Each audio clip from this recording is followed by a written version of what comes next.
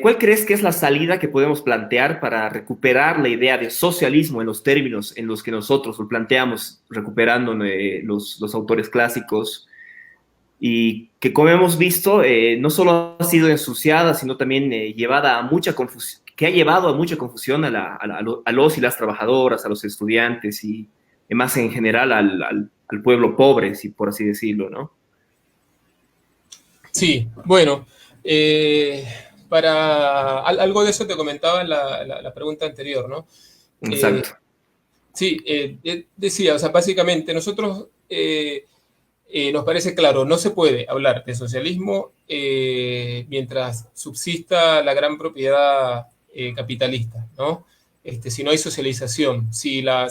sociedad de conjunto no es la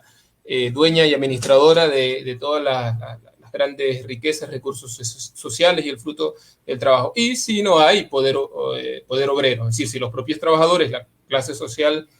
productora de las riquezas, no está en el poder, no tiene en sus manos el poder económico, político, militar, judicial, etcétera, ¿no? Eso, digamos, en concreto, ¿no? Para que habláramos aquí y para que se entienda un poco se marque mejor incluso la gente que, digo, para el caso de Venezuela, insisto que tanto se habló de eso. Por ejemplo, la idea que tenía el fracaso, entre otras cosas, del chavismo tiene que ver con que, aun cuando hablara de socialismo del siglo XXI, no rompió con un problema que arrastra Venezuela, que es parte de los problemas de su atraso, que es no solo la relación con el imperialismo que comentaba, sino que hay una vieja idea como de los años, por ahí, desde los 30 del siglo pasado, de sectores de la intelectualidad burguesa nacional, que hablaba de sembrar el petróleo. Sembrar el petróleo es la frase que expresa, digamos, que el desarrollo nacional, el desarrollo de Venezuela se va a dar tomando la renta petrolera y colocándola en manos de empresarios venezolanos que supuestamente la van a convertir en capital productivo y por esa vía se va a desarrollar el país. Chávez aspiraba, y lo digo porque es posible que tengamos en la audiencia compañeros que honestamente depositaron expectativas en el chavismo como un proyecto supuestamente anticapitalista, emancipador, etcétera, etcétera. Si se fijan en los discursos de Chávez, es fácil conseguir incluso por internet las referencias a que Chávez no solo decía una y otra vez que su proyecto no contemplaba abolir la propiedad capitalista, sino que además insistía en que quería una burguesía que se hiciera productiva y nacionalista. Esa hipotética burguesía nacionalista y productiva no ha existido en Venezuela, no existió ni existirá. Sin embargo, tras esa idea, el chavismo colocó la renta en manos de empresarios que lo que hicieron fue fugar la renta y condenar al país al atraso. Entonces, digo, en Venezuela es concreto, para hablar de socialismo implica que hay que avanzar en socializar los grandes medios de producción. Ahorita, en medio de la gran crisis y la pandemia que implica, nosotros estamos, por ejemplo, planteando cuestiones concretas. Hay un riesgo de hambruna en Venezuela. Por ejemplo, es una demanda que estamos peleando ahorita. ¿Cómo responde Maduro frente al problema del hambre? Sentándose con los grandes empresarios nacionales a acordar unos precios que garantizan las ganancias capitalistas y, por otro lado, con represión a los sectores que protestan. Nosotros decimos, los trabajadores de la industria de la alimentación son quienes tienen que tener en sus manos el control de la producción y, junto con los consumidores populares, garantizar la distribución con acceso irrestricto a toda la información sobre los niveles de producción, los porcentajes de ganancia, los stocks, las cadenas de distribución, etcétera, etcétera. El hambre, para dar solución al problema del hambre del pueblo, no es de la mano del gobierno o los empresarios, sino que la propia clase trabajadora puede levantar un programa para, haciéndose cargo, luchando por el control de la producción, por fijar los precios en acuerdo tanto de comités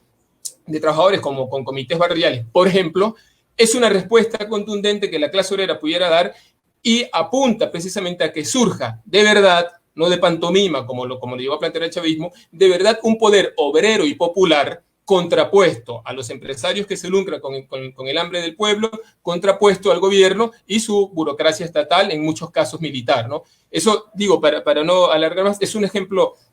específico. Por ejemplo, otro caso concreto, no puede haber,